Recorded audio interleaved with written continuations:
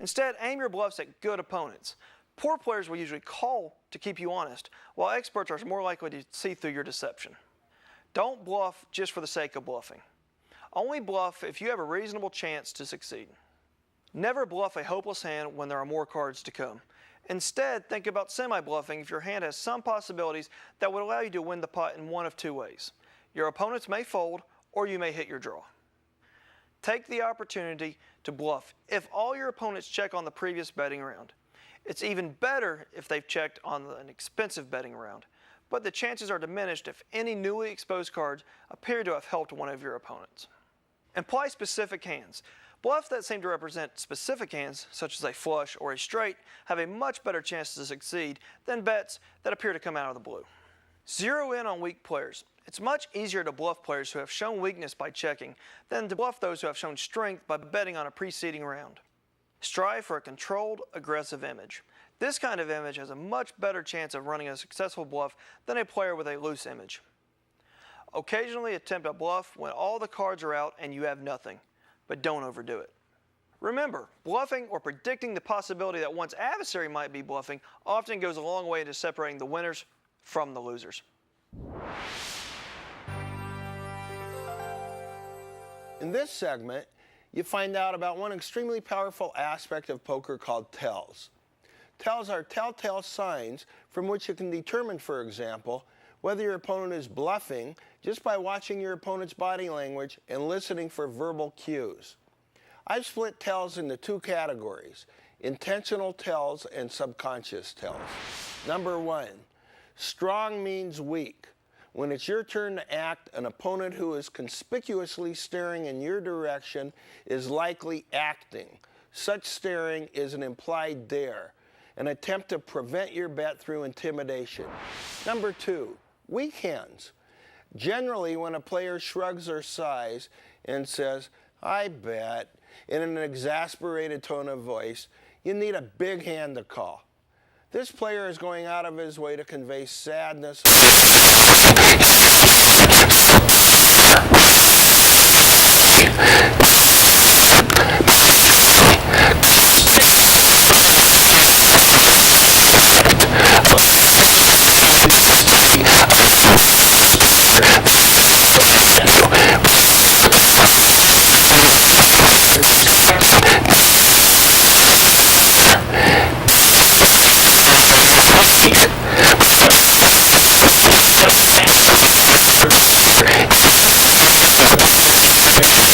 isn't really worried about your hand, but about something he sees elsewhere that's even more powerful. Then there's the subconscious tells. Number five, strong hand. Watch for a shaking hand. Few players intentionally put forth the effort to act nervous, and genuine shaking is hard to fake. Number six, weak hand. Watch the tail end of a bet. If the betting motion is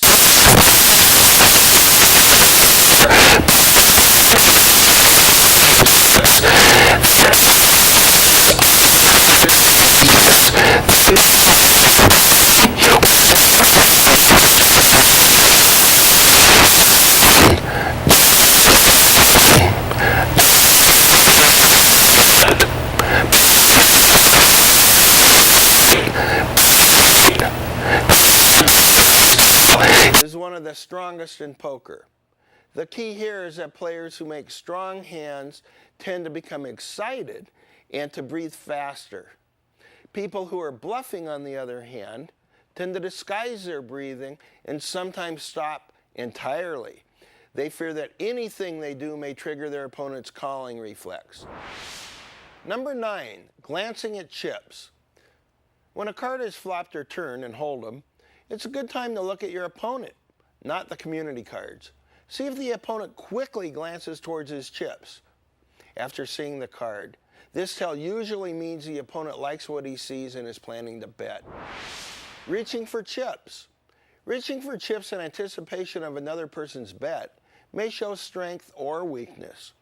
If it's intentional, then it's designed to try to stop the opponent from betting. Remember, strong means weak. However, weak or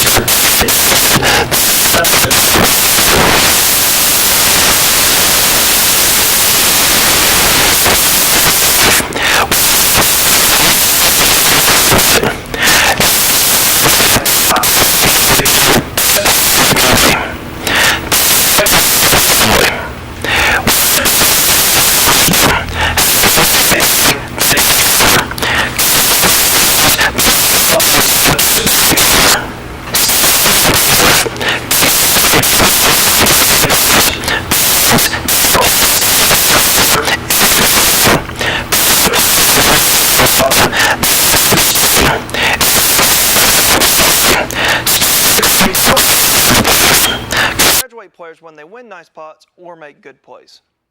Always play your best game. In poker, people who get upset and start playing crazy are said to be on tilt. In the short run, poker involves a significant amount of chance. Sometimes you get lucky, and sometimes you get unlucky. If you get unlucky, don't let that negatively affect your play. Bluff judiciously. Bluffing seldom works against beginners and in low-risk games where bluffing doesn't cost much. Generally, almost any poker game can be won with good, solid fundamental play. If you're going to bluff, do so against only one or two opponents, when your hand has no chance of winning in a showdown and when it's unlikely that the other players have made good hands.